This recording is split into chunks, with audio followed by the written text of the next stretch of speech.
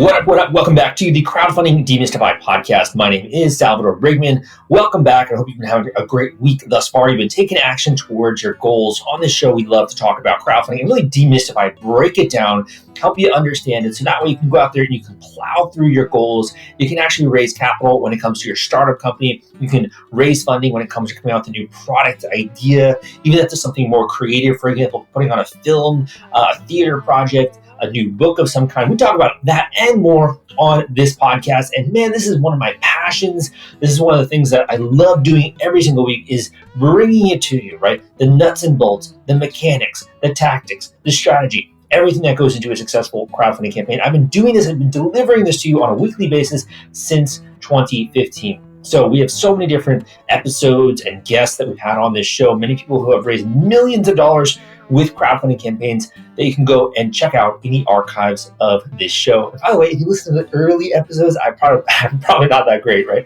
as a podcast host. So I got significantly better as time went on. But that being said, today I want to talk about another form of crowdfunding. So we talk a lot about Kickstarter and Indiegogo, which is called rewards-based crowdfunding, which is basically you're raising money online from a bunch of people that are kind of like pre-ordering your product almost. They're becoming a backer of your Kickstarter or your Indiegogo campaign.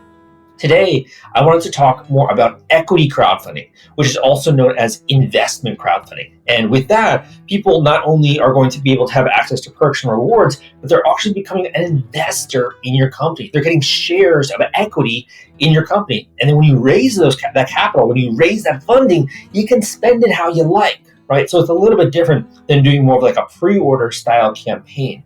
And today I brought on an individual who has done something that no one else in the history of crowdfunding has done, right? And I should know about this because I started in this industry back in 2012, which is when it was just getting started, which is that this individual has has raised capital when it comes to Seedrs and also on Republic. So Republic actually recently acquired Seedrs. I don't know if you knew that. That's really big crowdfunding news. I talk about that on, for example, my newsletter. I talk about that a lot on my YouTube channel.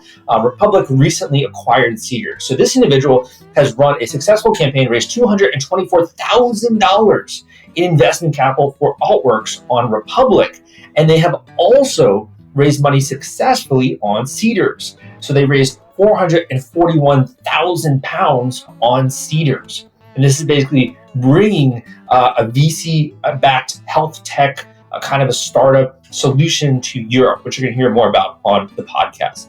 So in terms of listening to the show, a couple of episodes, I think something should stand out about this episode. Number one is that this is possible, that anyone out there, whether you're a new startup, whether you're a founder, whether you got a little bit of angel investment, whether you got a VC, even if you're just getting started now, you can actually raise investment capital from the crowd. That's the first thing I want you to take away and listen to this episode. The second is that it's not rocket science, right? You just got to have a campaign, you got to have a video, you got to have some story, you got to be able to market it and promote it. But if you're willing to do that, you can reach international investors, people around the world who can actually put money into your equity crowdfunding campaign. So I think you're going to learn a lot on this episode when it comes to that, as well as getting a different take, flavor, if you will, when it comes to a new style of crowdfunding, which is becoming all of the rage. So if you kind of like what I'm talking about, when it's like, you know what, Sal, I don't want to just do a pre-order campaign. I also want to get investors in my company, whether that's angel investors, whether that's bigger checks, right? Or even just a family and friends round. And I'm looking to raise something like maybe $300K, upwards of $500K. And I want to kind of just like discover how to do that. Well, first of all, I got two quick resources for you, and then we'll get into this episode today. The first resource is I got a free course out there on equity crowdfunding, which is like a no-brainer, right? So you can go to this link I'm about to mention, and you can join this free course. You'll start getting videos every single week on this topic, and I'll just kind of warm you up to the best practices when it comes to equity crowdfunding, what you don't know, the different platforms, the regulations when it comes to regulation crowdfunding, all the stuff you need going into a new campaign. You can go to crowdcrux.com/equity course. That link is crowdcrux.com/equity course, crowdcrux.com/equity course. Of course, I am so inventive with my naming, right? Really simple. The other one that I want to share with you, and I actually think this is going to be a better investment for a lot of you who are kind of on the go. If you're always commuting to work, you're doing bunches of stuff, you're like me, you're going to the gym at least a couple times a week, you're trying to get out there, maybe go for walks. I love being able to listen to podcasts while I'm doing that, and as well, audiobooks. if you really want to speed up the process of learning about investment crowdfunding, equity crowdfunding, and you really want to apply this to your campaign someday, this is a great way just to kind of begin to dip your toes into the water. And that's my audiobook, Equity Crowdfunding Explained. So go and check this out on Audible. And in addition, if you download a free copy, you can get a free copy of Equity Crowdfunding Explained if you get a free 30-day trial of Audible. So you can go to crowdcrux.com/equityaudio. That's crowdcrux.com/equityaudio. Crowdcrux.com/equityaudio will take you there, and you can download the Audible version there. So that being said, let's dive into this episode. Let's get to it, and let's discover how this individual not only ran a successful campaign on Seedrs and raised over $441,000 from investors, in addition to how they did a Republic campaign, raised over $224,000 on Republic, and how you can do the same thing. And it's coming up right after this. Hey guys, welcome back to the Crowdfunding Demystified podcast. And we have a 2-time success story on this show for Altwork. This campaign already has raised over £100,000. Still 16 days left, 74 investors on Seedrs, as well as doing a campaign on Republic and raising over $220K on Republic. And we are lucky enough to be with the man himself, Che, on this podcast, who is the CEO and co-founder of Altwork. Che, welcome to the show. Thank you. Excited to be here. Excited to see if I can be helpful for others. Demystifying seems like a tall order in the crowdfunding work these days. I hear you. Maybe we can get started with maybe you can just tell listeners a bit about your startup company, what it does, and just a tiny bit about your background. Yeah, I think that's really important for everyone to understand. So one, my background is aerospace. I grew up building very, very complicated things, and we have built and sold a couple companies already in that. So I've already had exits, and those companies were very different from what we do today. But what we do today was born out of our own needs. Our co-founder, John Spiker, he and I have worked together for decades. He was partners with my dad, actually.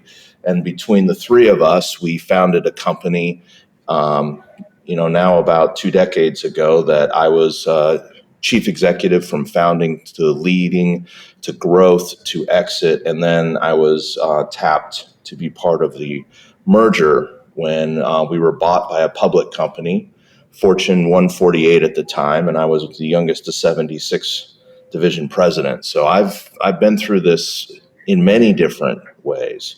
However, what happened to John was through no fault of his own. He was on the freeway and he got rear-ended, and he hurt his back, L4, L5, very badly, and was unable to sit in a regular chair like most of us take for granted for even 10 minutes without excruciating pain.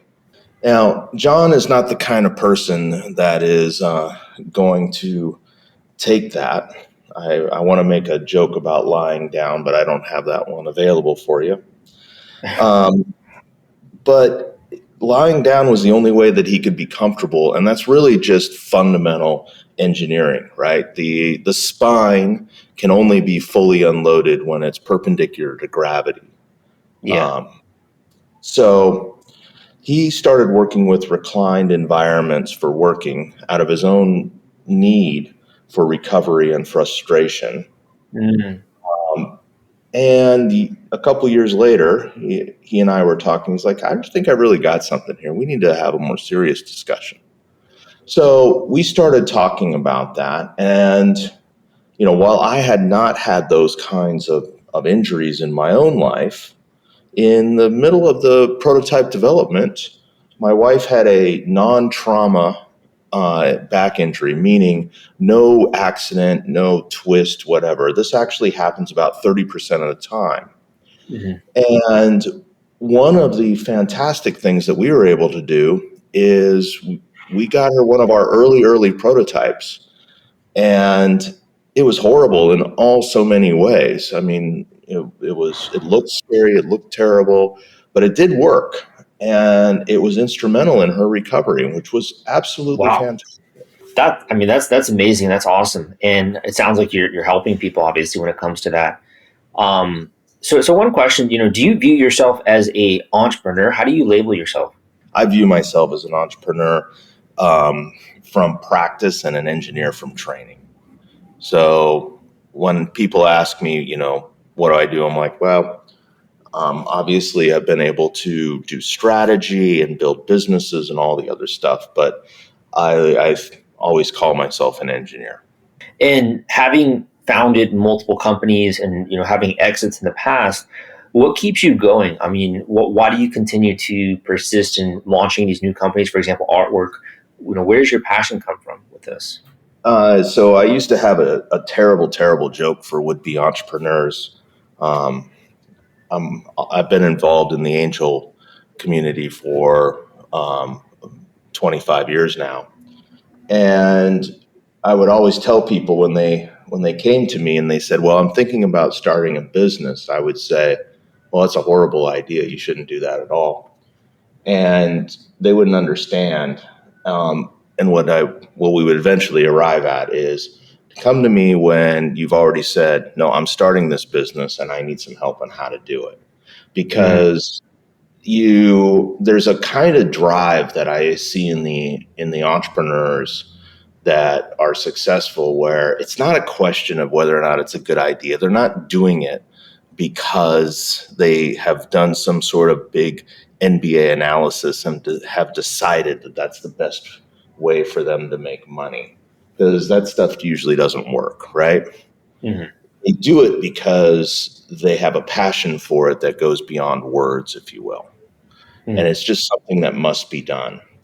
So for us, we started this business because as complicated and fantastic as the Altwork station is, and it is truly a marvel of engineering, we have patents, deep utility patents around it, many things like that. But at the end of the day, what's kept us going is we get emails from people who have things like we gave them their life back because of this machine. And I watched that with my wife. As she said, she would cry getting in and out of the station, but it was the only time that she was comfortable throughout the day. And that was instrumental in her recovery.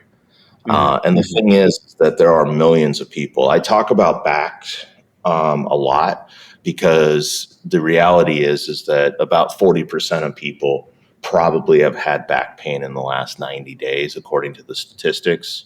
And about 5% of people have what's considered chronic or persistent back pain, where it affects what they plan to do, their lifestyle, etc.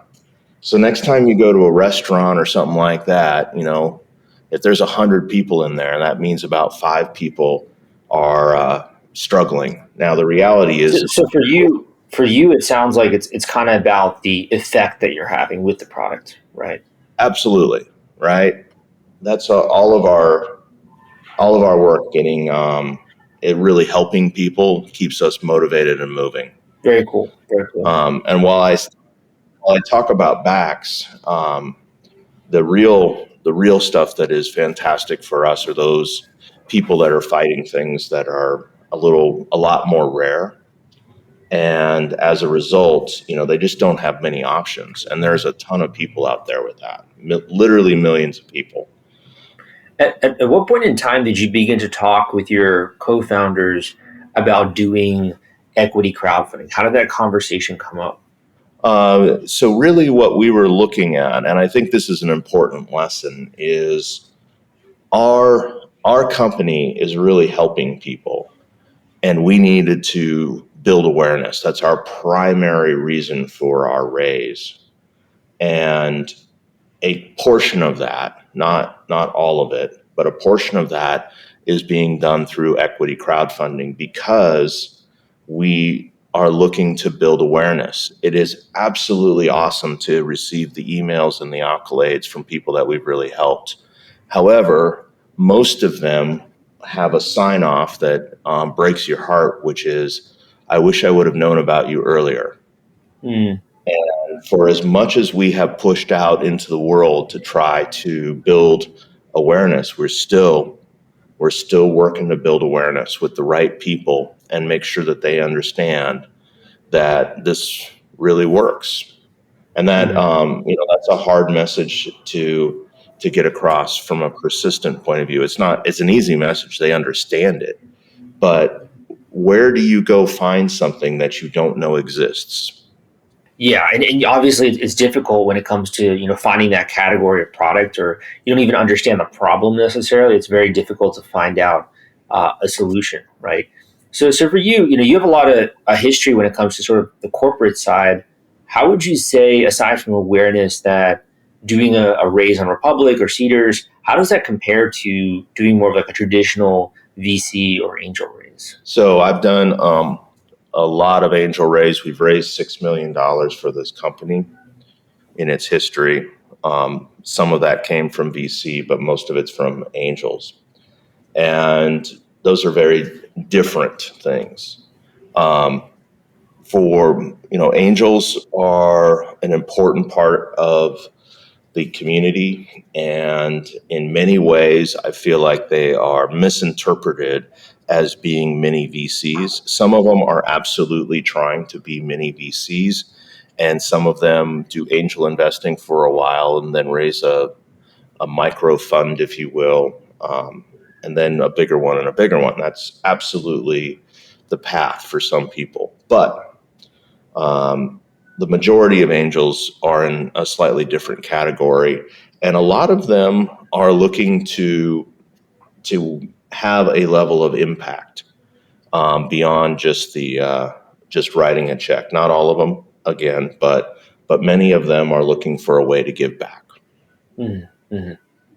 And in comparing that to doing the equity crowdfunding campaign, would you say that more of your emphasis is based on reaching out to those individual people, whereas the equity one is more, marketing of the general campaign? How would you say it compares? Yeah, it's much more.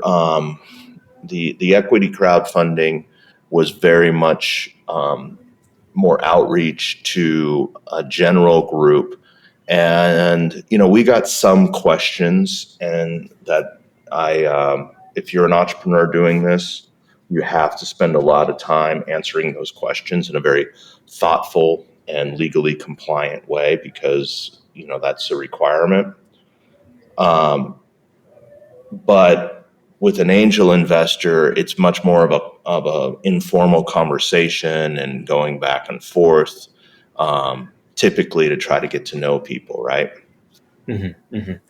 So Now, just go also, I think as well, when you're seeing results like you are, it obviously makes a little bit of the raise easier, right? So you've already generated revenue, right, when it comes to this company. Can you just talk a little bit about that? yeah, I think it's important, as someone who has been around entrepreneurial endeavors as both a entrepreneur and an investor, and even a team member way back when and early in my career. I think it's important that the product is really developed for equity crowdfunding, because the problem with product development is you don't know what you don't know, and that's difficult to explain to investors. So I think that's very important for stage. Mm-hmm. And then the next part that's very important is you got to have a reason to be doing equity crowdfunding. And for us, while we are a health tech product with a great furniture aspect, we are much more a direct-to-consumer, a B2C play, if you will, than many people think of us as. Because in a post-pandemic world, those decisions are being made more and more by the individual user for the office equipment that they use while they work on their focus work. And that's where the Altwork station really excels. Is we excel on the single person at the screen. Now that includes having a meeting. We have a fantastic video conferencing accessory for the Altwork station that we also have it available to work without an Altwork station, called TrueView, which allows you to put the camera in front of the screen so you can have eye-to-eye contact over a Zoom or Teams meeting. Plus, that's super cool. It's Yeah. really important. And we invented this because we needed to work with our factories and other things during the pandemic ourselves. And it worked so well that we released it as a product, and that worked so well that people wanted it even if they didn't have an Altwork station. So It's very futuristic. Like if you watch a sci-fi movie, this is the kind of stuff I would imagine that people would be working on. one of my favorite quotes from when we were doing all of our showings of these products under NDA, we showed it to an individual, and he says, "I've totally seen this before, except it was on Star Trek." And I believe it. I believe it. Yeah. It looks really cool. And obviously, you guys have spent a lot of time when it comes to the motor components and making sure it's comfortable, et cetera.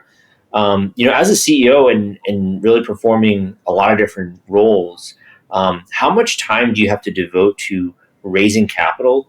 And how long does it really take you to do that, accomplish a raise for the company? I always tell people it takes about a year. From the time that you first start talking about it, et cetera, the actual raise portion is obviously much, much less. But you need to put all your legal documents together, all of that kind of stuff. And, it's wonderful when people talk about how quick they did their raise, and that happens. But the reason you see it in articles and magazines, if you will, is because it's remarkable, because it's not the way it usually is. And in terms of your time, are you spending, 25% of your time on it, 50%, for a CEO who's working on a growing company, how much of your time are you devoting to that? It takes all of your time. You cannot put enough time into it. It's just that's part of the problem with any capital raise, as people talk about, is you can't work on the company while you're raising capital. So there is costs. Yeah, and I'm sure that's frustrating, right? Because you're trying to create a technology and a game-changing product that's going to change the world, but you're almost like handcuffed a bit, and that you have to first focus on the raise, and then you can kind of focus on more so delegating that. All agreed. All agreed. Yeah, this activity is not for the faint of heart. If you're worried about the fulfillment and shipping part of your Kickstarter campaign when it comes to getting out all those perks and rewards to your backers, rest assured I've put together a complete Kickstarter fulfillment and shipping checklist for you, and it's free. This is sponsored by the folks at Fulfillrite, and they thought that you should have this checklist as part of your arsenal going into a crowdfunding campaign. If you want to get instant access to this checklist, and it's free, you can go to fulfillrite.com/checklist. Again, that is fulfillrite.com/checklist, fulfillrite.com/checklist. Just go to that link and you can download it immediately. Out of curiosity, I mean, you're the only person I've had on the show who's done a Republic campaign and a Seedrs campaign. Can you talk a little bit, to that point? What was behind that decision? Yeah, we're the only people that have done that, and we did it we're the first. Right? Obviously, there's a hope that there will be many, but we are the first people to do this. And the reason we're doing this is because one of our customers was recently reimbursed through the National Health Service Access to Work. And that program last year was 109 million pounds sterling annually. There's another program that's probably 140 million pounds sterling annually. So about $300 million has been spent in programs to allow people to either work or go to school. And the U.S. has some of these programs, but it is not predictable and transparent as the National Health Service is. So we were not really aware of this because we were a U.S. company, and a customer of ours who's become a friend did a fantastic job of getting this completely figured out, and probably one of the few customers that had the background and tenacity to solve his own problem. And it's a great program because from our point of view, it's a triple win. So the person is the most important. Sorry about that. The person is the most important because they win by being able to continue at work. If you can't work at a computer, it's very difficult to have a fulfilling lifestyle, right? This isn't, working in a manual labor type job, right? So, that's the most important thing. Number two, the government wins because they move the person from a tax consuming person, meaning being supported by the state, to a tax contributing person. What an incredible thing. For a relatively small amount of cost relative to a person's ability to earn, they pay for these things. They have typically, just huge ROIs, right? And then finally, a great way for us to further help more people. So it's a triple win across the board. So with your Republic campaign, I mean, you raised $224K, and then you doubled that pretty much, right, with the Seedrs campaign. So it's actually it sounds like it's been more successful for you. There is some of that math is part of both campaigns. Okay, and understood. Yes, there is. We're obviously hopeful that the Seedrs campaign is very successful. We're in the middle of it, so one cannot, do not count your chickens before they're hatched. Correct? Yeah, that's the saying for sure. So I mean, for you, was it as easy as just porting over all the information you had with Republic to do the Seedrs, or was there a lot more compliance as well? Huge amount of work on all ends. I think that one of the things that people underestimate about any of these campaigns is the amount of general work. There's compliance work that needs to be done. There's legal contracts that need to be done. All the reviews, all the work. All of these things take a significant amount of work. Got it. And for you, I mean, you're doing a lot of work, obviously, like you mentioned. What's been the most rewarding part of the process of making this public, getting investors, getting people to participate? What's been the most rewarding part for you? To find people that are investors first and then become customers, or customers first and then become investors. We are working hard to change the world in a significant way for a small group of people. And when you're trying to do that, you need as many people on your side as possible, right? As they say, if you're going to make a revolution, you need a lot of friends. And that's been absolutely the best, is to build that fan base of people who are really trying to get the word out and help us help people. Yeah, and I can imagine as well, being both a customer and an investor, that's so empowering, and it also kind of incentivizes you to also talk about the product, right? Because you're also part of the company in a way, which I think is really unique. Yeah, for sure. A lot of our growth was taking pages out of Tesla's early growth playbook, right? People loved the product. They became investors who couldn't afford the product. Put in reservations on the lower cost products, then they bought the product, all of that kind of stuff. Yeah, that's I think really important to go and look at, right? The things that have worked in the past. So, kind of on that note, if you were to go back to your previous self, right, and you were to tell them one thing to do when it came to the marketing of the campaign or when it came to the promotion of the campaign, is there anything that you would tell yourself would be important when it comes to launching one of these? It would be important. Timing is really important. And unfortunately, you just can't control that. We launched right at the same time as the Ukraine conflict started. Oh, geez. That wasn't great. Yeah, that sounds challenging for sure. And there's so much turmoil right around that as well. Oh yeah, no, it was as it should have been. It was a difficult time for everyone. There was a lot of real concern over that. So I just have one or two more questions for you, and it's kind of more on the CEO side. For someone who's been able to run multiple companies, develop technology, sell companies, do raises. What is one bit of advice that you would give to other CEOs or people in the audience that are, hearing what you're telling? It's like, wow, this guy sounds like he's kind of untouchable, right? He's just smashing goal after goal here. What advice would you give to other CEOs when it comes to achieving performance or, succeeding in the way you have? Well, I certainly don't feel untouchable. What I feel like is we put one foot in front of each other. Even when it's hard, you got to keep moving and stick with it. And, there's a saying out there that entrepreneurialism is about going from abject terror to abject joy and back and forth several times a day. So,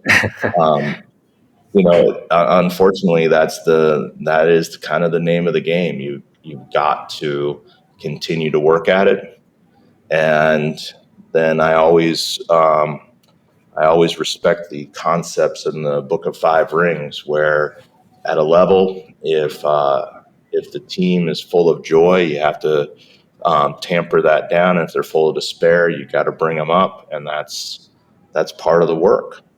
As the CEO has to be the leader, even when that's, being the leader when everything's easy is easy. That nobody gets any points for that. You get points when you do the work that's hard. Yeah, and obviously that's also what kind of creates your IP, right, and creates the reason why other people value your company, right? One other question, kind of on top of that, would be, when it comes to your network. So you've been able to achieve certain objectives. To what degree do you feel like your network plays a part in your success? I think it's huge, and it really comes down to for Altwork, we have some of the most fantastic customers on the planet, and some of those people are unknown heroes.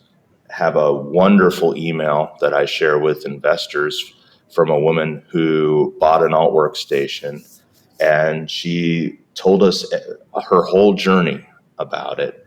And she is the sole breadwinner for her family, and she has significant medical pain issues.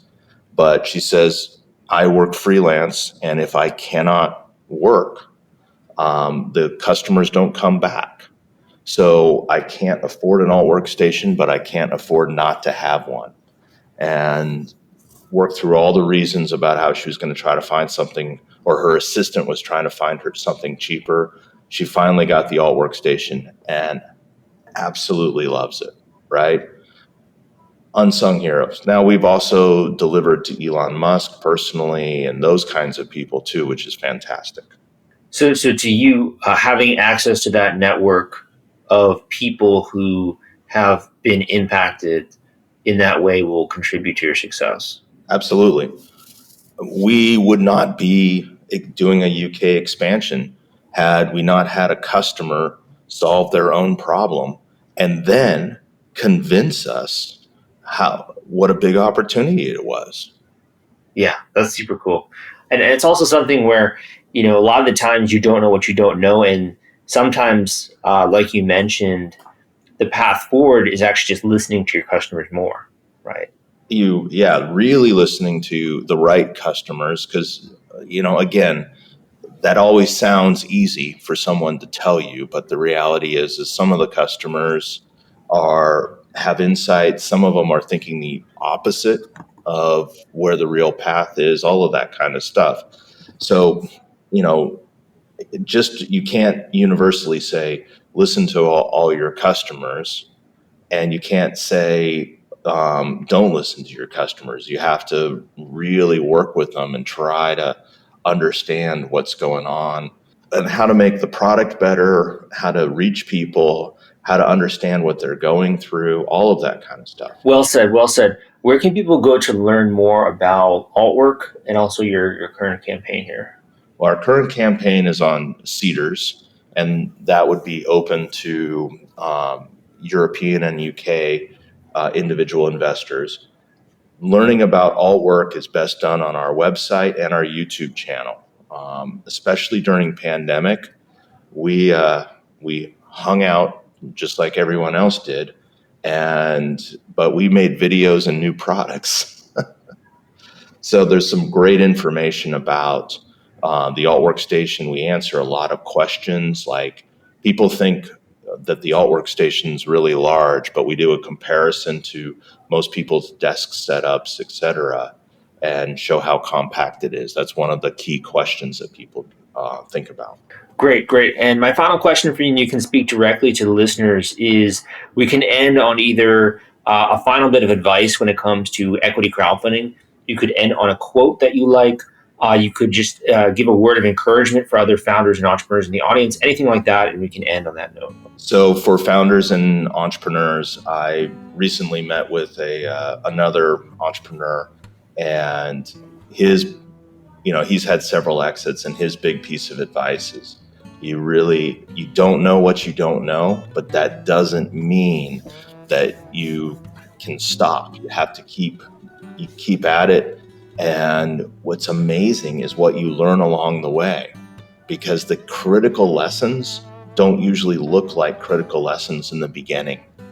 And then after a few weeks or months, when you learn something and you keep going back to it, that's when you start figuring out that, wow, I wish we would have done this earlier, but I'm so thankful that we figured this out. Jay, thank you so much for coming to the show.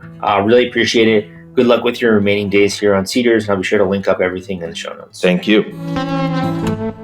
Thank you for listening to this episode of the Crowdfunding Demystified podcast. Again, my name is Salvador Briggman. I hope you're enjoying some of the episodes I've been putting out there on this podcast. And as well, you've been sampling some of my other work online, whether that's my books, my blogs on crowdcrux.com, my YouTube channel, which goes under my name, Salvador Briggman. I got a new Instagram. I got TikTok. I have the works, sharing free education, free information with you.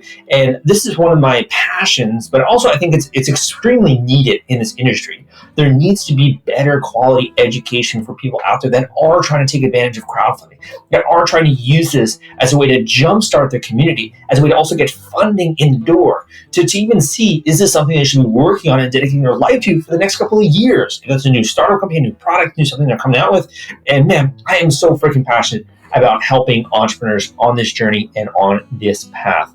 So if you've been liking some of my episodes and you kind of want to go a layer deeper, you really want to understand whether or not this is right for you. You also want a game plan going into this. You want to understand the marketing piece of it as well. How do you actually raise investment capital, even if you've never done this before, even if it's your first time? I do talk a lot about this on my individual one-on-one coaching sessions. So these are intensive coaching sessions where we really go in depth into your specific project, your specific company, what your resources are like, what you can actually pull off realistically as a raise, and the actual tangible steps to get to it. There's absolutely no fluff on these calls. It's really just getting down to the brass tacks of what you got to do to smash through your goals in order to be successful with crowdfunding, and also introducing you to some of the key tools and resources you don't know about, some of the tactics that are working behind the scenes that I'm not always talking about publicly online, some of the other people in the industry who maybe could also help you, whether that's vendors, etc., or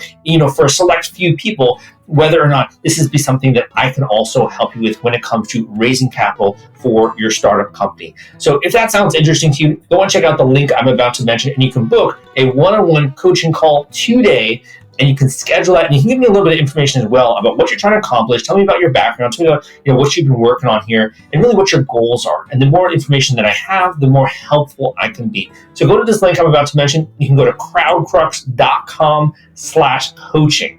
That link is crowdcrux.com/coaching, crowdcrux.com/coaching.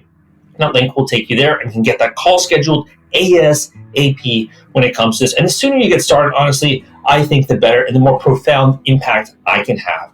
However, some of you out there are still like, you know what, Sal, I'm still studying, I'm still learning, I'm still researching.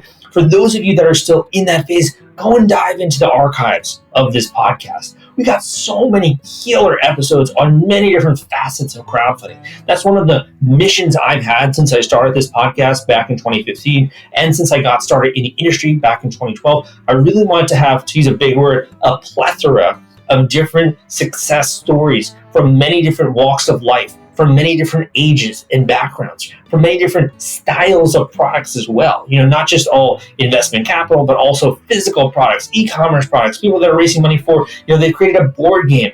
They've done other things as well. For example, they came out with a new book and they're trying to raise money for that, or tarot cards, right? I really tried to document this for you on this podcast. So take advantage of it, dive into, sink your teeth into the archives of this show, and I promise you're going to enjoy what you find. Thank you so much again. My name is Salvador Briggman. Hope to see you next week. Stay tuned to our next episode, and it's coming up very soon.